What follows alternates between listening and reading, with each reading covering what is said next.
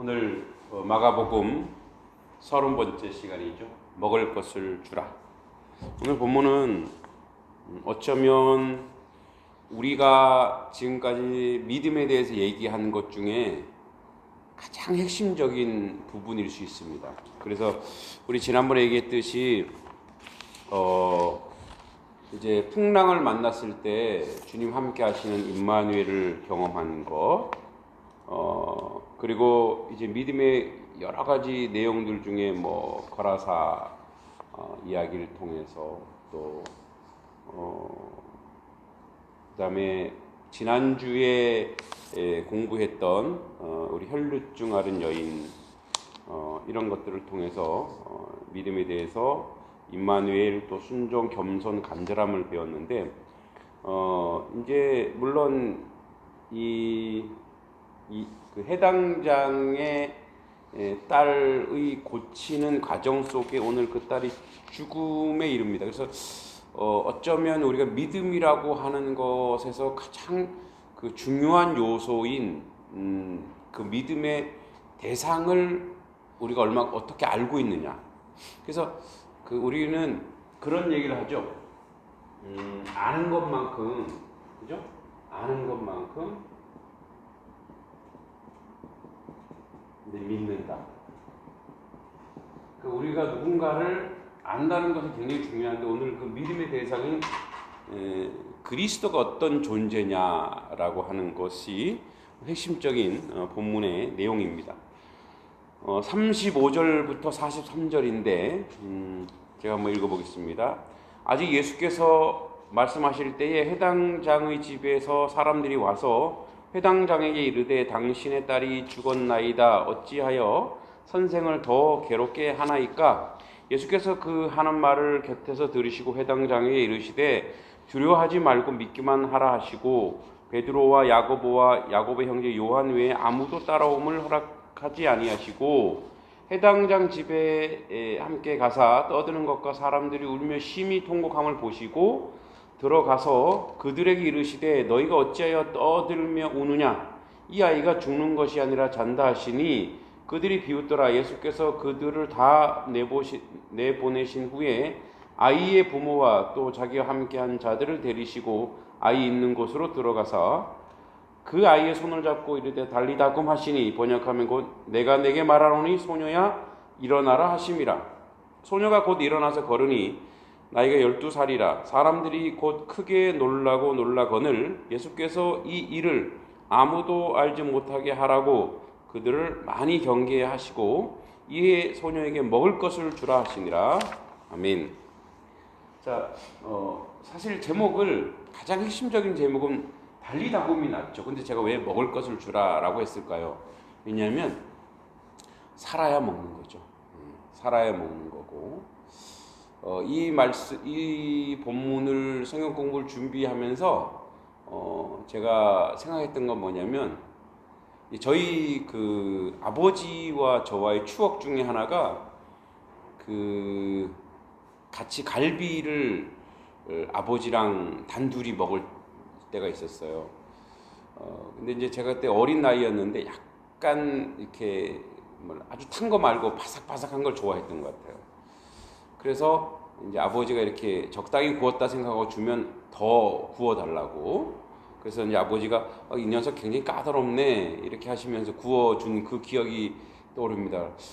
그런 이제 아버지가 일찍 돌아가시고 제가 참 아버지에게 식사 대접을 한 끼를 제대로 못했구나라는 생각이 들 때가 있었어요. 왜 세상 사람들도 우리가 그 사람을 추모하고 기릴 때 보통 제사 지낼 때 뭘 갖다 놓죠? 옷을 갖다 놓지 않아요, 그죠? 음식을 갖다 놔요.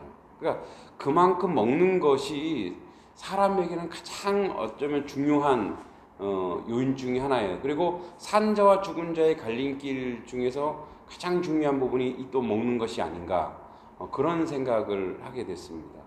여러분도 혹시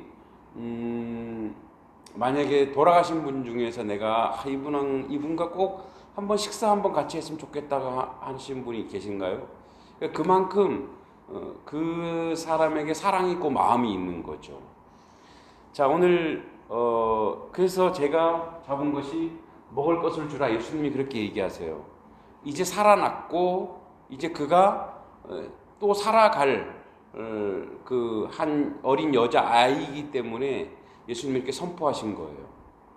자, 오늘 예수님의 말씀 속에 가장 크고 놀라운 일은 뭐냐면 예수님께서 어떤 분이냐라는 거예요. 그래서 어떤 분이시기에 그 집이 이제 헌화하고 울고 불고 하는 장례식에서 이제 잔치집으로 만들어 가느냐.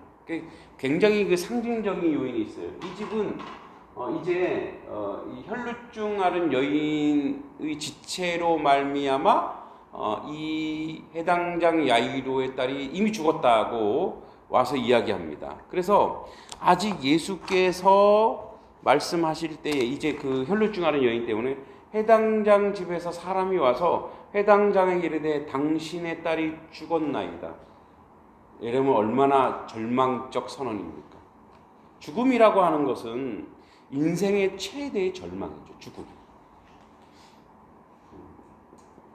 왜냐하면 사는 자와 살아있는 자와 죽은 자의 영원한 이별이 이 죽음이라. 그래서 우리 절망 그 자체. 자, 그 전까지 살아있을 때까지는 아주 희망이 있었어요. 예수님이 오시면 나올 수 있다라는 거. 그런데 이들이 예수님을 알고 있는, 예수님을 아는 자리는 어느 자리였느냐면 그냥 고치시는 예수님이에요. 그냥 죽은 자가 아니라 아픈 자, 상한 자, 아픈 자를 살아있는 자잖아요. 이 자를 고치시는 분. 이 정도가 이들이 본 예수님인 거예요. 그냥 고치시는 분이었던 거예요. 그래서 이들은 자기들 안에서 미리 선언하고 선포해서 끝났습니다. 어찌하여 선생님을, 주님 아니죠. 그 선생님 놔주십시오. 괴롭게 하지 마십시오.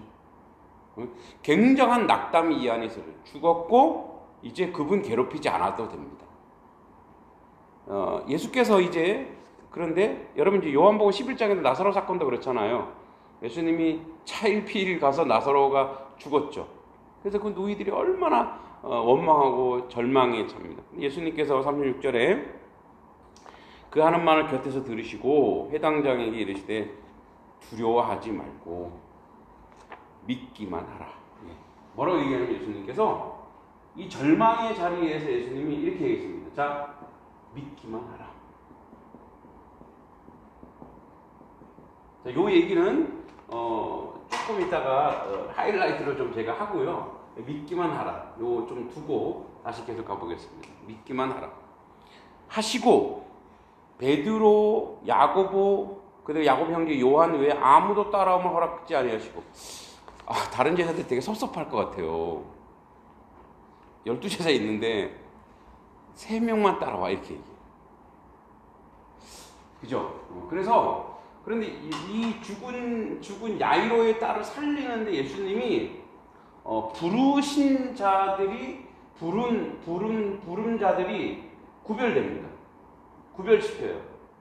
자, 우리가 뭐 제일 잘 아는 베드로, 야고보, 요한. 그리고 뒤쪽에 보면 누가 나오냐면 아무도 따라오면 허락하지 아니하시고 해당장 집에 들어가시니 이제 사람들이 막 울면서 이제 절망의 공간이죠. 죽음의 장소예요. 장례식장이죠. 이제 헌하고 유대인들은 이렇게 2명 이상 우는 사람을 고용합니다. 계속 이제 통곡 소리가 오게 하고 그다음에 피리도 막 불어요. 그래서 이제 장례식장도 떠들썩합니다. 그래서 울며 심히 통곡함을 보시고 들어가서 그들에게 이르되 너희가 어째 떠들며 우느냐 아이가 죽은 것이 아니라 잔다. 자, 여기서 이제 예수님이 잔다라고 하는 개념이 죽었다의 비유적 표현 아닙니다. 자, 예수님이 죽음이라고 표현하지 않습니다. 예수님. 그리고 예수님은 죽음이라 표현하지 않기 때문에 절망도 없습니다. 자, 우리 쪽에서는 뭐죠? 믿음이 있고 예수님 쪽에서는 이게 죽음이 아니고 뭐라고요? 잔다. 여러분 우리도 잠잘 때 자고 있으면 깨우면 되잖아요. 그죠? 깨우면 되는 거예요. 예수님 깨우시면 되는 거예요. 이 말은 우리 쪽에서는, 인간 쪽에서는 죄를 지고 있는 우리 인간에게는 죽음이 존재하는 거예요. 근데 예수님에게는 죽음이라는 것이 없어요. 그러니까 예수님은 그냥 그가 잔다. 그럼 어떻게 해요? 깨우면 되는 거예요. 예수님은 그를 깨우면 되는 거예요. 그래서 예수님이 뭐라고 얘기하시냐면, 자, 그 다음 구절 볼게요. 이렇게 되어 있죠. 잔다 하시니, 그 41절에 그 아이의 손을 잡고 이르되 달리다 굼. 이 말이 뭐냐? 이 아랍어인데 탈리타, 어린이여, 여자아이야, 얘야, 쿰, 일어나라. 저희 아내가 우리 딸을 깨울 때 이렇게 얘기해요. 은서야, 일어나라. 이 말이에요. 이 달리타 쿰은 그 당시에 유대인들이 아이들을 깨울 때 하는 말이래요. 달리다 쿰, 얘야 일어나라. 학교 가야지. 밥 먹어야지. 이 말이에요. 예수님은 그냥 뭐죠? 절망이 아닌 거죠. 그냥 예수님은 달리다 쿰 하고 이렇게 세우는 거예요. 자, 그래서 예수님이 아까 특정한 인원, 구별된 인원 있었죠? 베드로, 야고보, 요한, 그리고 또 한 사람, 또 누가? 부모. 여기 부모를 플러스 시킵니다. 자, 여러분, 그러면 왜 예수님은 이렇게, 구별된 사람들만 우리로 치면 죽은 자를 살리는, 그죠? 부활하는, 부활의 역사가 여기 일어났죠? 야이로의 딸의 부활의 역사가 일어났죠. 죽은 자의 부활의 역사가 일어날 때 왜 예수님은 요 5명, 뭐 이제 여기 성경 안에서 굳이 치자면 5명. 그러니까 여기서 자기가 아는 자는 누구예요? 자기가 함께한 자는 베드로, 야고보, 요한, 그리고 부모님. 첫째, 이들만 부르는 이유가 뭐냐? 부모는 누구죠? 이 어린 딸이 살아나기를 간절히 원하는, 그죠? 간절히 하는 이 사랑하는 사람, 딸을 사랑하는 이. 이 사랑하는 이는 뭐예요? 이 간절함 때문에 뭐예요? 믿기만 하라. 믿음의 능력, 믿음의 역사가 일어날 수 있는 그런 존재예요. 그리고 여기 있는 베드로, 야고보, 요한은 왜일까요? 여러분, 이 세 제자는 예수님이 특별히 12제자 중에 이 세 제자 역할이 틀렸어요. 역할. 그러니까 12제자들 중에 물론 아주 디테일하진 않지만 그들에게 복음을 전하는 역할이 틀렸어요. 훗날에 보면 베드로는 수제자로서 사도들을 이끌어 가야 되고요.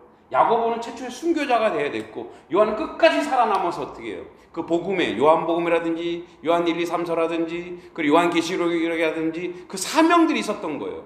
자, 그 사명들을 감당하기 위해서 훗날 그 사명을 감당하기 위해서 오도록 어떤 사도로 부름받은 자로서 예수님이 이들을 데려간 이유가, 물론 나중에 이들이 죽은 자를 살리죠.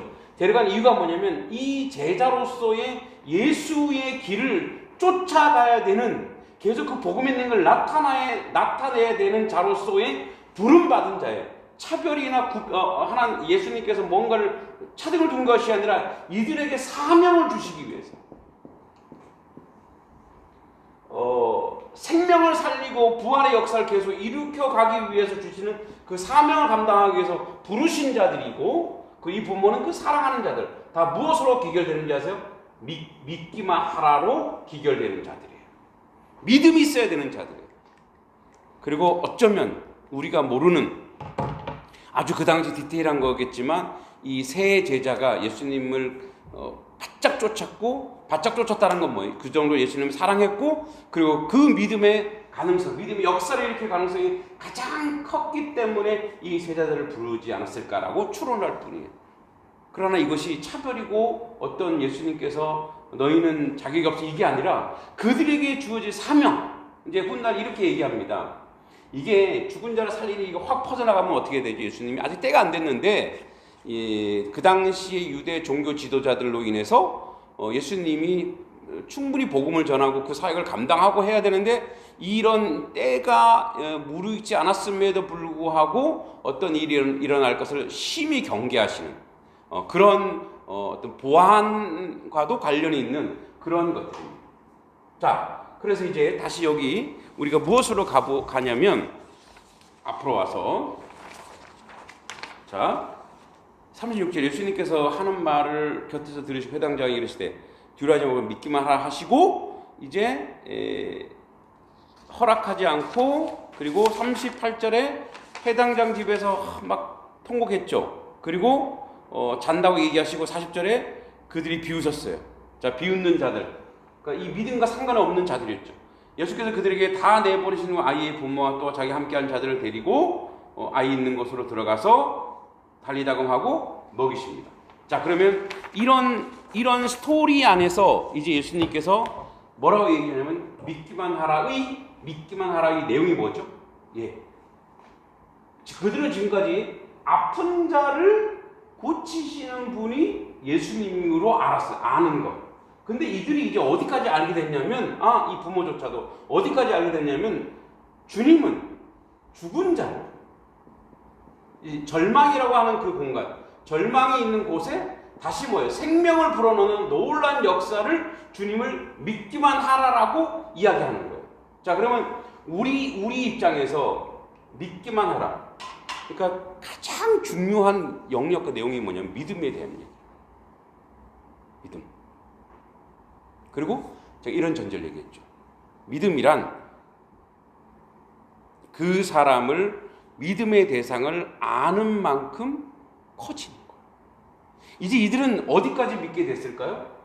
예수님은 병든 자, 상한 자를 고치는 것이 아니라 죽은 자를 살려내신대. 죽은 자를 살리는 건 뭐예요? 이제 끝났다고 하는 이 세상의 모든 것들을 소망으로 끌어내고 부활로 끌어내고 생명으로 끌어내는 분이라는 것. 이것이 복음의 가장 큰 핵심. 자, 보세요. 이거를 조금 신학적으로 좀 설명하겠습니다. 제가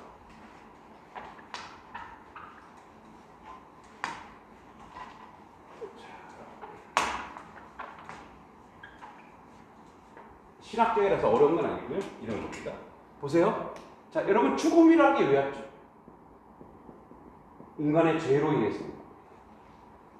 그죠? 죽음이라는 것, 죄. 그래서 죽음을 근거로 한 모든 열매들이 어떤 거예요? 이 죄와 사망의 열매, 죄의 열매, 다 죽음이죠. 그래서 어떻게 이 안에서 오는 게 절망, 두려움, 공포, 뭐 여러 가지 그 염려, 근심, 걱정들, 우리가 늘상 생활 속에 우리의 인생 속에 계속 맺는 열매는 죽음과 연결된 열매들이에요. 그죠? 죽음과 연결돼 있잖아요. 다 죽음과 연결돼 있어요. 우리가 이 지금 야이로의 심리 상태가 뭐냐면 예수님 딱 보니까 36절에 두려워하지 말라. 예수님 안 거죠. 두려운 거예요. 자기 딸이 죽었다라는 것에, 외동딸이라 그러죠.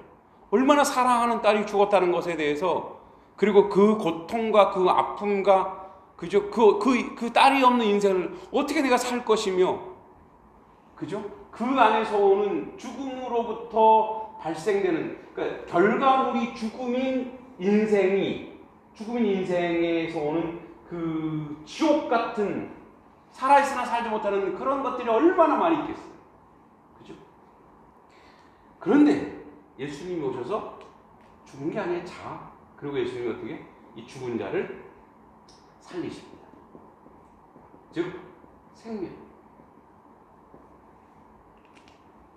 자, 살리는 영으로 오자마자, 살리는 것들로 오자마자 발생되는 모든 것들. 여러분, 보세요. 죽음이라고 하는 그 열매로 오는 이런 것들이 이 죽음을 이겨내는 생명, 부활, 살아나는 것이 이걸 다 이겨내는 거예요. 이 모든 것을 다 이겨내는 역사가 살리는 역사인데 그렇게 살리시는 분이 누구냐? 예수 그리스도. 이걸 지금 선포하고 있는 거예요. 지금 이 말씀은 믿음의 가장 절대적인 분이 예수 그리스도. 그는 이 세상의 모든 것을 살리는 우리들의 소망이요, 우리들의 생명이요, 그죠? 그 소망과 생명이 되신 예수께서 우리의 믿음의 대상이 되고 그분이 그 어떤 것도, 어떤 죄도, 어떤 것들도 다 살려내시는 분이라는 것을 지금 우리에게 웅변해 주고 있는 거예요. 그래서 오직 예수 소망인 것이고 예수 생명인 것이고 예수 은혜인 것이고 오직 예수인 거라는 거예요. 이 믿음의 대상이 누구냐? 이분이 바로 마가는 얘기. 이분이 바로 누구냐? 예수 그리스도다, 이 얘기하고 있는 거예요. 단지 야이로의 딸 살린 거 이게 아니라 온 천하에 죽어가는 절망적인 그곳에, 즉 장례식장을 잔치집으로 바꿀 수 있는 능력이 있는 분이 누구냐? 오직 예수 그리스도 이 한 분밖에 없다라고 우리에게 이야기해 주고 있는 겁니다. 선포해 주고 있는 거예요.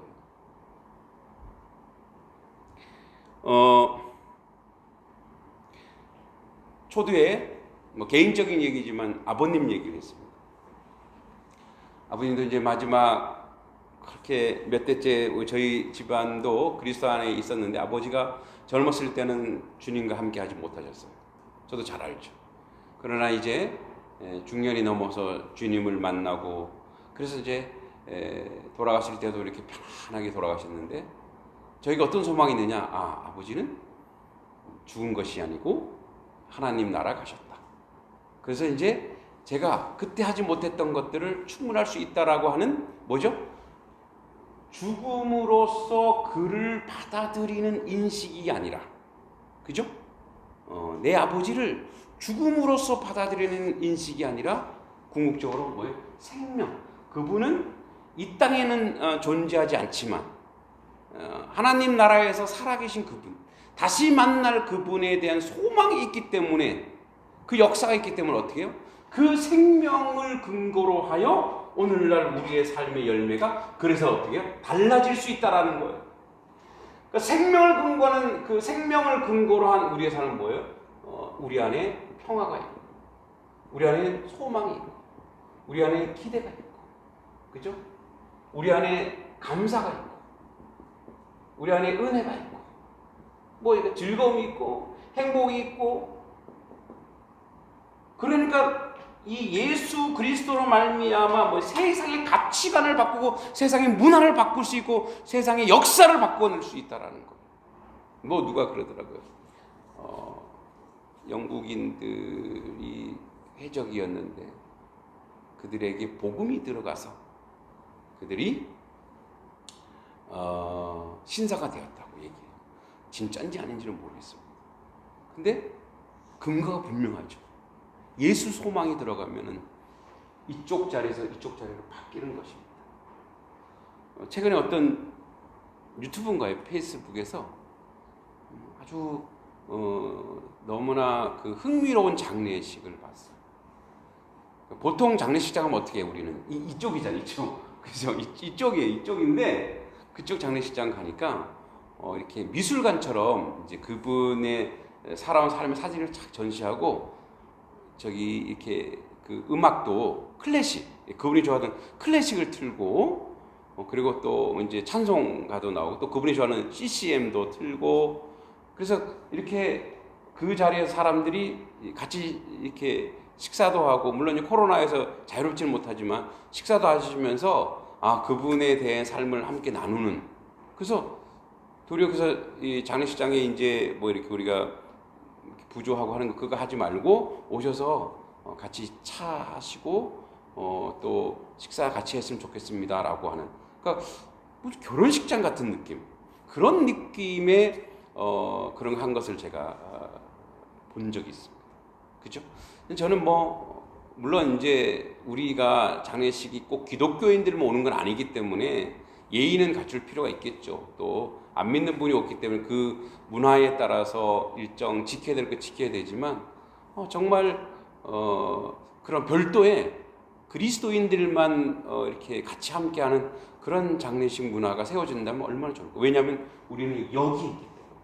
그래서 그리스도 안에 있다가 가신 모든 분들은 죽음이 아니라 뭐예요? 살아있는 분이니까. 그치? 은혜의 자리에 있는 분이니까. 생명이 있는 분이니까. 그래서 어떻게 해요? 우리가 이 땅에서는 그분이 안 계시지만 그 하나님 나라에서 이런 놀라운 역사를 우리 가운데 만들어줄 수 있다는 것을 이 말씀이, 이 마가복음이 오늘 복음을 우리에게 제시하고 있습니다. 그래서 우리는 항상 예수 소망, 그 희망을 가지고 단 한 분이라도 그리스도 안에 있어서 영원한 생명을 함께 나누어 언제든지 함께 만나 모르겠습니다. 천국에서 어떤 일이 식사를 하실 수 있을지 모르지만 정말 함께 나눌 수 있고 따뜻한 밥 한 끼 할 수 있는 그런 놀라운 역사가 우리 가운데 있기를 간절히 소원하고 기도합니다. 기도하겠습니다.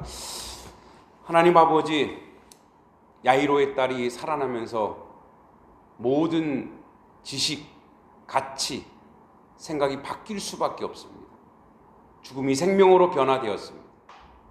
하나님, 절망의 자리가 희망과 소망과 은혜의 자리로 바뀝니다.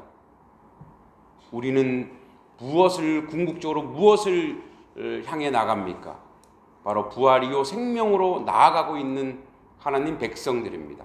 그렇다면 우리 안에 있어야 될 열매들은 절망이 아니고 희망이요 소망이요 은혜인 줄 믿습니다. 그 예수 소망 안에, 예수 안에 우리가 모두 잠들길 소망하며 우리가 아는 모든 사람들이 그리스도 안에 있기를 간절히 소망하면서 그들과 또다시 만날 날을 소망하고 기약하면서 우리의 믿음의 열매가 온전히 주님께 있게 하시고 믿기만 하라고 하신 주님의 말씀, 그 믿음의 대상이 누군지 아는 자리에서 온전한 믿음의 열매를 맺어 훗날 또다시 우리 그렇게 함께 먹을 것을 함께 나눌 수 있는, 기쁨을 나눌 수 있는 그 자리에 설 수 있도록 함께 하시고 인도하여 주시옵소서.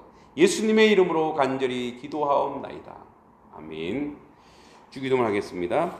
하늘에 계신 우리 아버지의 이름을 거룩하게 하시며 아버지의 나라가 오게 하시며 아버지의 뜻이 하늘에서와 같이 땅에서도 이루어지게 하소서.